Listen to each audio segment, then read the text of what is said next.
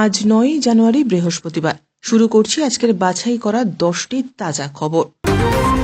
খবরের প্রথমেই দেখে নেব আজকের সংবাদ শিরোনাম। তোলাবাজির অভিযোগ, গ্রেপ্তার বেলেঘাটার টিএমসি নেতা সুশান্ত সাহা। উৎকর্ষ বাংলা থেকে 10 লক্ষ পড়ুয়ার চাকরি ঘোষণা মুখ্যমন্ত্রীর। রায় ঘোষণার অপেক্ষায় তিলোত্তমা, কোর্টে বক্তব্য শেষ সিভিকের। আমি এখনো জন্মাইনি, কবে জন্মাবেন জানিয়ে দিলেন মমতা। এবার মমতার ছবি দিয়ে ঋণ ফাঁদ, সাইবার জালিয়াতির নয়া ফিকির বালুরঘাটে। বিধবা ভাতা কাণ্ডে চড়ছে রাজনীতির পারদ, সরাসরি মমতাকে আক্রমণ শুভেন্দু, অবস্থানে অনড় প্রশাসন। মমতার মতোই কেজরির পাশে অখিলেশ, উদ্ভব দিল্লির ভোটে এবার কংগ্রেস মুক্ত ইন্ডিয়া। চোখ রাঙাচ্ছে বাংলাদেশি সেনা, সীমান্তে টেনশন বাড়তেই বাড়তি জওয়ান মোতায়েন বিএসএফে, একজোট গ্রামবাসীরাও। দুলাল খুনে 50 লক্ষের সুপারি, তৃণমূলের সদর সভাপতি ও তার সাগরেদি মূল চক্রী, জানালো পুলিশ। ঘিরে ধরছে কুয়াশা, শীতের হাওয়ার নাচন শুরু এই 5 জেলায়, ঠক ঠক কাঁপুনি। আবহাওয়ার বড় আপডেট আসছে বিস্তারিত খবরে। তোলাবাজি সহ একাধিক অভিযোগের ভিত্তিতে বেলেঘাটার তৃণমূল নেতা গ্রেপ্তার। উধাও বিধাননগরের সমরেশ, বেলেঘাটায় গ্রেপ্তার সুশান্ত। তৃণমূল নেতা সুশান্ত সাহা ওরফে হাবু গ্রেপ্তার। তোলাবাজি, জোর করে আটকে রাখার অভিযোগ, জোর করে আটকে রাখা গাড়ি কেড়ে নেওয়ার অভিযোগ। তৃণমূল নেতা সুশান্ত সাহাকে গ্রেপ্তার করল পুলিশ। সম্প্রতি অভিষেক বন্দ্যোপাধ্যায়ের নাম করে তোলা যাওয়ার অভিযোগে রাজ্য যুব তৃণমূলের সম্পাদক তরুণ তিওয়ারিকে সাসপেন্ড করেছিল তৃণমূল। তার বিরুদ্ধে পোস্তা থানায় অপহরণ এবং 2.5 লক্ষ টাকা নেওয়ার অভিযোগ করেছিলেন লিলুয়ার বাসিন্দা। সাসপেন্ডেড ওই যুব তৃণমূল নেতাকে গ্রেপ্তার করেছিল পুলিশ। তৃণমূলের সর্বভারতীয় সাধারণ সম্পাদক অভিষেক বন্দ্যোপাধ্যায়ের নাম করে তোলাবাজির অভিযোগ উঠেছিল রাজ্য যুব তৃণমূলের সম্পাদক তরুণ তিওয়ারির বিরুদ্ধে।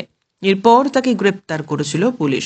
হাওড়ার লিলুয়ার বাসিন্দা এক ব্যবসায়ীর মা পোস্তা থানায় লিখিত অভিযোগ জানিয়েছিলেন যুব তৃণমূল নেতা তরুণ তিওয়ারি এবং তার 2 সঙ্গী তার ছেলেকে চাকরি দেওয়া এবং আইনি সহায়তার আশ্বাস দিয়েছিলেন। ব্যবসায়ী সেই সাহায্য নিতে অস্বীকার করলে তাকে হেনস্থা করা হয়েছিল। এরপর যুব তৃণমূল নেতা তরুণ তিওয়ারি মহিলাকে তার অফিসে ডেকেছিলেন। অভিযোগ, তখন মহিলাকে অপহরণ করা হয়েছিল এবং 3 লক্ষ টাকা মুক্তিপণ ও 2.5 লক্ষ টাকা আগাম দাবি করেছিলেন। সেই সঙ্গে ছেলেকেও হুমকি দেওয়া হয়েছিল। শেষমেশ টাকা দেওয়ার পর মুক্তি দেওয়া হয়েছিল মহিলাকে। এই প্রেক্ষাপটে রাজ্য যুব তৃণমূলের সম্পাদকের পদ থেকে তরুণ তিওয়ারিকে সরিয়ে দিয়েছিল তৃণমূল। সেই সময় পুরমন্ত্রী এবং তৃণমূল কংগ্রেস নেতা ফিরহাদ হাকিম বলেছিলেন, ঠিক করেছে, একদম ঠিক সিদ্ধান্ত নেওয়া হয়েছে। তরুণ তিওয়ারি এবং তার 2 সঙ্গীকে পোস্তা থানায় পরবর্তীকালে ডেকে পাঠানো হয়েছিল। এরপর গ্রেপ্তার করা হয়েছিল তাদেরকে। আপনি কোন জেলা থেকে আমাদের এই ভিডিওটি দেখছেন অবশ্যই কমেন্টের মাধ্যমে জানাবেন। ফিরে আসছি পরবর্তী খবরে। ধনধান্য অডিটোরিয়ামে ছাত্র সপ্তাহের অনুষ্ঠানে যোগ দিলেন মুখ্যমন্ত্রী। এই অনুষ্ঠানে উৎকর্ষ বাংলা থেকে 10 লক্ষ পড়ুয়ার চাকরির ঘোষণা করলেন তিনি। পাশাপাশি সন্তোষ ট্রফি জয়ী ফুটবলারদের চাকরির নিয়োগপত্র তুলে দিলেন। রাজ্য সরকারের উদ্যোগে চালু হওয়া শিক্ষামূলক প্রকল্পগুলির সাফল্যের কথাও তুলে ধরেন। এদিন মুখ্যমন্ত্রী নিজের ছাত্রজীবনের স্মৃতিচারণ করে আবেগে ভাসলেন। নিজের ছাত্রজীবন থেকে রাজনৈতিক জীবনের ওঠাপড়া সবই সকলের সঙ্গে ভাগ করে নিলেন। রাজ্য সরকার পড়ুয়াদের স্বার্থে কি কি নতুন প্রকল্প তা সকলের সামনে তুলে ধরেন। ছাত্র সপ্তাহের মঞ্চ থেকে মমতা জানালেন, কলকাতাতেও এখন অনেক বিশ্ববিদ্যালয় হয়েছে, সেরার সেরা হয়েছে। আমরা এখন 500টা আইটিআই পলিটেকনিক তৈরি করেছি, যেখানে ট্রেনিং দেওয়া হয়।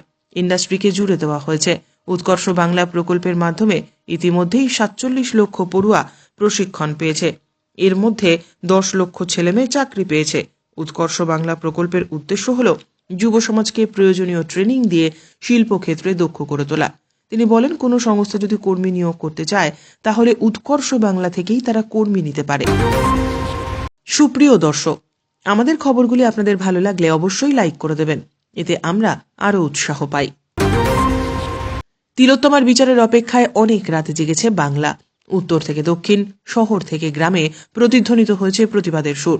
কর্তব্যরত তরুণী চিকিৎসককে হাসপাতালে ঢুকে ধর্ষণ এবং খুনের অভিযোগে উত্তাল হয়েছিল গোটা রাজ্য। বিচার চেয়ে আজও অপেক্ষায় বসে সাধারণ মানুষ। অবশেষে সেই অপেক্ষা শেষ হতে চলেছে। রায়দানের আর খুব বেশি দেরি নেই বলে জানা যাচ্ছে। গত বছরের 9ই আগস্ট সকালে আরজি করের ওই চিকিৎসকের দেহ উদ্ধার হয়। রক্তাক্ত দেহের ওপর নৃশংসতার ছাপ ছিল স্পষ্ট। ঘটনার পরেই অভিযুক্ত হিসেবে গ্রেপ্তার করা হয় সিভিক ভলেন্টিয়ারকে। ঘটনার দিন তার উপস্থিতির কথা জানতে পারে পুলিশ। গ্রেপ্তার করার পর চলে জেরা। পলিগ্রাফ টেস্টও হয় তার। তদন্ত হস্তান্তরিত হয় সিবিআইয়ের হেফাজতে চলে যান ওই সিভিক ভলেন্টিয়ার। নিম্ন আদালতে এবার শেষ হলো তার সওয়াল। বুধবার আদালতে সওয়াল করেন ওই অভিযুক্তের আইনজীবী। তার বক্তব্য সম্পূর্ণ হয়েছে বলে জানা গিয়েছে। বৃহস্পতিবার ফের এই মামলার শুনানি। তিলোত্তমার বাবা মা কিছু বলার আবেদন জানিয়েছেন। আইনজীবীদের আবেদনের ভিত্তিতে তাদের বক্তব্য পেশে অনুমতি দিয়েছেন বিচারক। বৃহস্পতিবার বক্তব্য পেশ করবেন তারা। সিবিআইও বৃহস্পতিবার বক্তব্য শেষ করবে। সব পক্ষের বক্তব্য সম্পূর্ণ হলে আরজি কর মামলায় বৃহস্পতিবারই শেষ হবে সওয়াল জবাব। এরপর শুরু হবে রায় ঘোষণার প্রক্রিয়া। কবে রায়দান হবে সেটাও খুব শীঘ্রই স্পষ্ট হয়ে যাবে বলে মনে করা হচ্ছে। এই ভিডিওটিতে আমরা 1000টি লাইক টার্গেট করেছি। আশা করি আপনারা লাইক করে আমাদের উৎসাহিত করবেন। সকাল থেকেই বেশ খোশ মেজাজে মঞ্চে উঠে তো একবার বলেই দিলেন, সবসময় শক্ত কথা ভালো লাগে না। কখনো কখনো একটু আনন্দ, একটু উল্লাস, একটু উচ্ছ্বাস মানুষের প্রাণকে আনন্দময় করে গড়ে তোলে। তারপর নিজেই নিজের বয়স নিয়ে খানিক কাটাছেড়া করেন। তা করতে গিয়ে হঠাৎ বলে ওঠেন, সবাই আমার জন্মদিন করে। আমার মনে হয় আমি এখনো জন্মাইনি। জন্ম হবে সেদিন যেদিন এই পৃথিবী থেকে বিদায় নেব। ধনধান্য স্টেডিয়ামে ছাত্র সপ্তাহের অনুষ্ঠানে গিয়ে কথাই শোনা গেল মুখ্যমন্ত্রীর মুখে। এমনকি তার যে নিজেরই নাম পছন্দ নয় এদিন সে কথাও বলেন।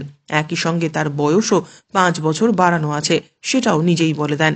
মঞ্চ থেকেই বলেন, আমি একটা বইতে লিখে গিয়েছি এগুলো যতটা লেখা সম্ভব। আমার নামটাও আমার পছন্দ নয়, কিন্তু হয়ে গিয়েছে। এমনকি কেন এমনটা হয়েছিল এদিন তার ব্যাখ্যাও দিতে দেখা গেল। আসলে আমরা সব হোম ডেলিভারি তো। আমি যখন ছোট ছিলাম তখন নামও নিজে দিইনি, বয়সও নিজে দিইনি, পদবিও নিজে দিইনি। অনেকে আমাকে হ্যাপি বার্থডে বলে, কিন্তু দিনটা আমার মোটেও পছন্দের নয়। ওটা সার্টিফিকেটের বয়স, বাবা মা করে দিয়েছে। তিনি কলেজ পড়ার সময় দাদার মুখেই প্রথম বিষয়টা জানতে পারেন। স্মৃতিচারণা করতে গিয়ে এদিন সে কথাও উল্লেখ করেন।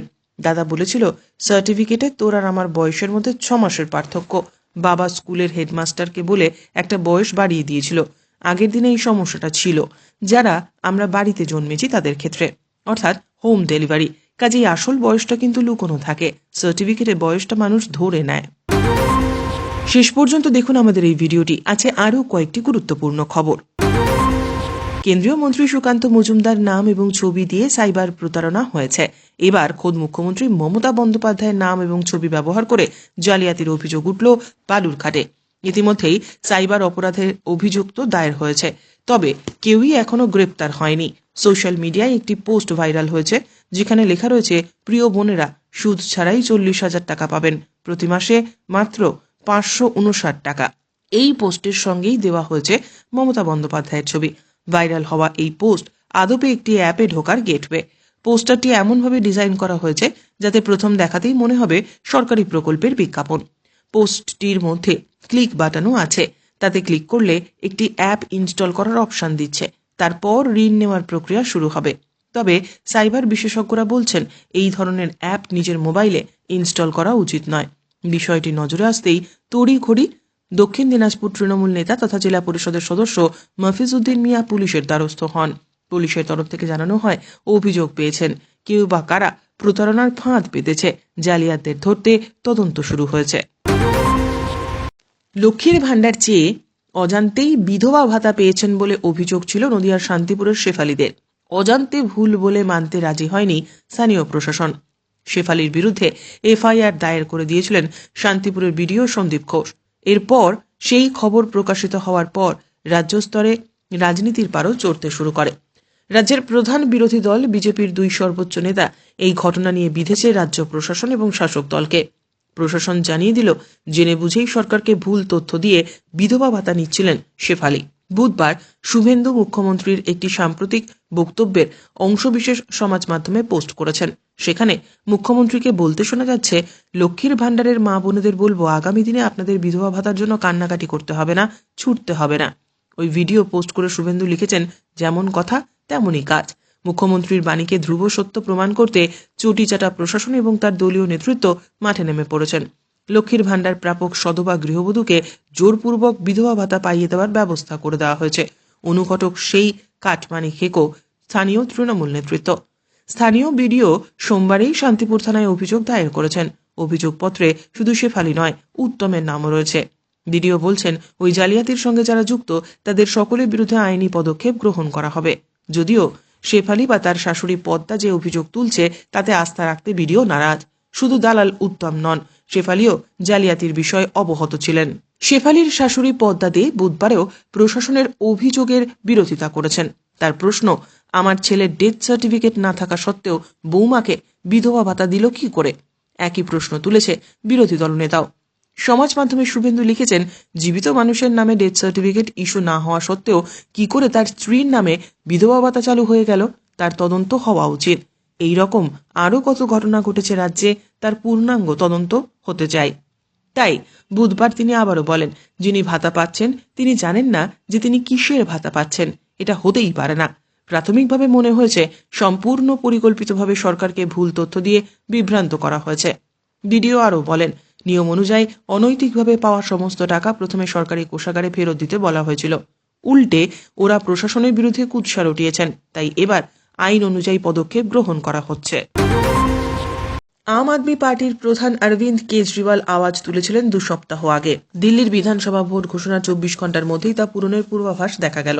বিজেপি বিরোধী জোট ইন্ডিয়ায় একের পর এক সহযোগী দল আপকে সমর্থন জানানোয় কার্যত জোটের অন্দরে কোণঠাসা হয়ে পড়ল কংগ্রেস। বাংলার মুখ্যমন্ত্রী মমতা বন্দ্যোপাধ্যায়ের তৃণমূল এবং উত্তরপ্রদেশের প্রাক্তন মুখ্যমন্ত্রী অখিলেশের সমাজবাদী পার্টি ইতিমধ্যেই দিল্লির ভোটে আপকে সমর্থন করেছে। লোকসভার সাংসদ সংখ্যার হিসেবে এসপি ইন্ডিয়ার দ্বিতীয় বৃহত্তম শরিক, তৃণমূল তৃতীয় বৃহত্তম। মহারাষ্ট্রের প্রাক্তন মুখ্যমন্ত্রী উদ্ধব ঠাকরের শিবসেনা আনুষ্ঠানিকভাবে কেজরির দলকে সমর্থনের কথা ঘোষণা করতে চলেছে বলে দলের একটি সূত্র জানাচ্ছে। পরবর্তী সময় লালু প্রসাদের আরজেডি, শরদ পাওয়ারের এনসিপিও একই পথ নিতে পারে বলে আপ নেতৃত্বের একাংশের দাবি। কেজরি অবশ্য এখনো পর্যন্ত মমতাকে প্রকাশ্যে ধন্যবাদ জানিয়েছেন। বুধবার এক্স হ্যান্ডেলে তিনি লেখেন, দিল্লির নির্বাচনে আপকে সমর্থন করেছে তৃণমূল। ব্যক্তিগতভাবে মমতাদির কাছে কৃতজ্ঞ। ধন্যবাদ দিদি, আপনি সবসময় আমাদের ভালো এবং খারাপ সময় সমর্থন এবং আশীর্বাদ করেছেন। প্রসঙ্গত, ডিসেম্বরের শেষ সপ্তাহে দিল্লির কংগ্রেস নেতা তথা এআইসিসির কোষাধ্যক্ষ অজয় মাকেন বুধবার কেজরিওয়ালকে ফর্জিওয়াল বলেছিলেন। দলের তরফে শ্বেতপত্র প্রকাশ করে গত 1 দশক আপের শাসনে দিল্লিতে দুর্নীতি এবং অনুন্নয়নের শিকার হয়েছেন বলেও দাবি করেছিলেন তিনি। তারপরেই কেজরি প্রকাশ্যে ইন্ডিয়া থেকে কংগ্রেসকে সরানোর দাবি তুলেছিলেন। সেই সঙ্গে অভিযোগ তুলেছিলেন, দিল্লির বিধানসভা ভোটে বিজেপিকে সুবিধে পাইয়ে দিতেই প্রার্থী দিয়েছে কংগ্রেস। ঘটনাচক্রে ইন্ডিয়ার কয়েকটি শরিক দলের তরফেও এমনই ইঙ্গিত দেওয়া হয়েছে। 9 মাস আগে লোকসভা নির্বাচনে দিল্লিতে জোট বেঁধেছিলেন কংগ্রেস এবং আপ, কিন্তু কেন্দ্রশাসিত অঞ্চলটির 7টি আসনেই বিজেপি জিতেছিল। তারপরেই ইন্ডিয়ার 2 সহযোগীর বিচ্ছেদ হয়ে গিয়েছিল। দিল্লির পড়শি হরিয়ানার লোকসভা ভোটে জোট বেঁধে লড়লেও সেপ্টেম্বরে বিধানসভা ভোটে 2 দল আলাদাভাবে লড়েছিল। এবার সংসদের শীতকালীন অধিবেশনে ইন্ডিয়ার কংগ্রেসের নেতৃত্ব নিয়ে তৃণমূল প্রশ্ন তুলেছে। মমতার দলের সাংসদদের তোলা প্রশ্নে সায় দিয়েছে উত্তরপ্রদেশের প্রাক্তন মুখ্যমন্ত্রী অখিলেশের এসপিও। সংসদ চত্বরে আদানিদের ঘুষকাণ্ডের প্রতিবাদে রাহুল গান্ধীর বিরুদ্ধে বিক্ষোভে দেখা যায়নি ইন্ডিয়ার মেজ এবং সেজ শরিককে। আরজেডির এনসিপি, উদ্ধব সেনার আদিত্য ঠাকরের মতো বিরোধী নেতারা এবং ওয়াইএসআর কংগ্রেসের মতো ইন্ডিয়ার দলের বাইরের বিরোধী জোটের মুখ হিসেবে মমতাকে তুলে ধরার পক্ষে সওয়াল করেছেন।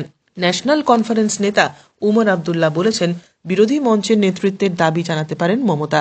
এই পরিস্থিতিতে বিরোধী অনৈক্যকে কটাক্ষ করে বিজেপির খোঁচা, ইন্ডিয়া হলো স্বার্থের জোট, স্বার্থ ফুরিয়ে গেলেই জোট ভেঙে যায়।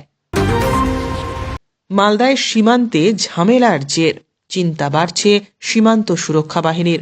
উন্মুক্ত সীমান্তে জমি রক্ষায় বিএসএফ এর পাশেই অতন্দ্র প্রহরায় বাসিন্দারা। সীমান্তে অশান্তি রুখতে বাড়তি জওয়ান মোতায়েন বিএসএফ এর। মঙ্গলবার রাজ্যের বেশ কয়েকটি জায়গায় সীমান্তে বিএসএফ বিজেপি অশান্তির জেরে এদিন ফাঁসি দেওয়ার উন্মুক্ত সীমান্তে বাড়তি জওয়ান মোতায়েন করল বিএসএফ। এদিন গ্রাউন্ড জিরোয় পৌঁছতেই দেখা যায় একজোট হয়ে এলাকায় পাহারা দিচ্ছেন গ্রামের বাসিন্দারা। বিএসএফ এর কাজে খুশি তারা, বলছেন এর আগেও বহুবার এখানে গুলির লড়াই হয়েছে, আমরাই সে সময় কখনো বাংকার খুঁড়েছি, কেউ গিয়ে গুলির ট্রাঙ্ক বয়ে নিয়ে গিয়েছি। জমি আমাদের, এলাকার সীমান্তে নদী, জল নেই, রাতে সহজেই অনুপ্রবেশ হতে পারে। বিএসএফ আছে বলে আমরা শান্তিতে আছি। মঙ্গলবার যেখানে উন্মুক্ত সীমান্তে ফেন্সিং দেওয়া নিয়ে মূলত সমস্যা বেড়েছিল, সেই ফেন্সিং এর দাবিতে সরব হচ্ছেন সীমান্ত এলাকার বাসিন্দারা। সকলেই চাইছেন ফেন্সিং এর কাজ শেষ হোক।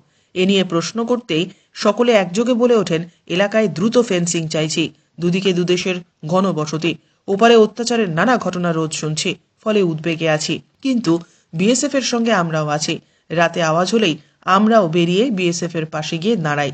এলাকায় অশান্তি করতে দেব না, অনুপ্রবেশ চাই না। তৃণমূল নেতা দুলাল সরকার খুনে মূল চক্রী তৃণমূলের মালদহ শহরের সভাপতি নরেন্দ্রনাথ তিওয়ারি এবং তার ঘনিষ্ঠ স্বপন শর্মা। ইংরেজবাজারের 12 নম্বর ওয়ার্ডের তৃণমূল কাউন্সিলরকে খুনের জন্য 50 লক্ষ টাকার সুপারি দেওয়া হয়েছিল। বুধবার এমনই জানালেন এডিজি সুপ্রতিম সরকার। পুলিশি তদন্তে উঠে এসেছে নরেন্দ্রনাথের সঙ্গে দুলালের গন্ডগোলের কথা। খুনের নেপথ্যে আর্থিক লেনদেনের বিষয়ও উঠে আসছে, যদিও কোনো বিষয় ওই টাকার লেনদেন তা স্পষ্ট নয়। বুধবার নরেন্দ্রনাথ এবং স্বপনকে আদালতে হাজির করানো হলে 3 দিনের পুলিশি হেফাজতের নির্দেশ দিয়েছেন বিচারক। আদালতে পুলিশ জানিয়েছে, টাকার লেনদেন, ফোনের কল রেকর্ডিং ইত্যাদি দেখে ওই দুই অভিযুক্তকে গ্রেপ্তার করা হয়েছে। আদালতে সরকারি আইনজীবী দেবজ্যোতি পাল বলেন, এটা রাজনৈতিক খুন।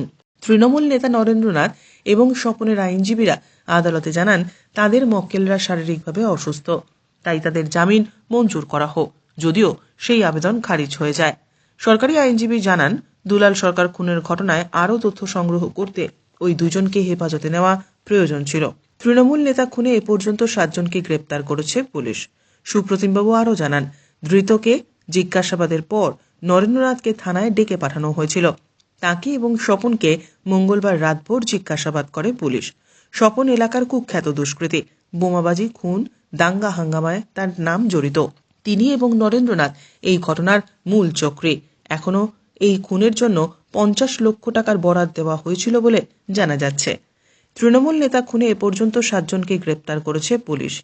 5 জনকে ডেকে পাঠানো হয়েছিল এবং তাদের জিজ্ঞাসাবাদ করা হয়। পুলিশ জানিয়েছে, তৃণমূল নেতাকে খুনের জন্য আরেক তৃণমূল নেতা কেন চক্রান্ত করেছিল এই বিষয়টি আপাতত স্পষ্ট নয়। সুপ্রতিমবাবু আরও জানান, এই মামলায় দ্রুত চার্জশিট দেওয়ার চেষ্টা করব আমরা, ধৃতদের জিজ্ঞাসাবাদ চালাচ্ছি। কুয়াশার দাপট কিছুটা কমলেও আকাশ মেঘলা গৌরবঙ্গের জেলাগুলির, সঙ্গে বইছে উত্তরে হাওয়া। কুয়াশা কমলেও ব্যাপক ঠান্ডা জেলাগুলিতে। বুধবার জেলাগুলির তাপমাত্রা একটু কমেছে। সকাল থেকেই মেঘলা আকাশ, সকালের দিকে সামান্য কুয়াশা, বেলা বাড়লেই কুয়াশা কেটে যাচ্ছে।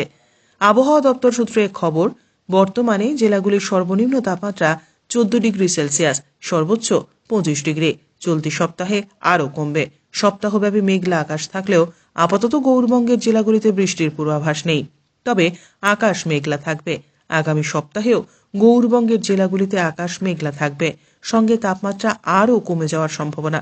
আগামীতে তাপমাত্রা কমতে থাকলে জাঁকিয়ে শীত পড়তে পারে গৌরবঙ্গের জেলাগুলিতে। খবর শেষ হলো, ধন্যবাদ।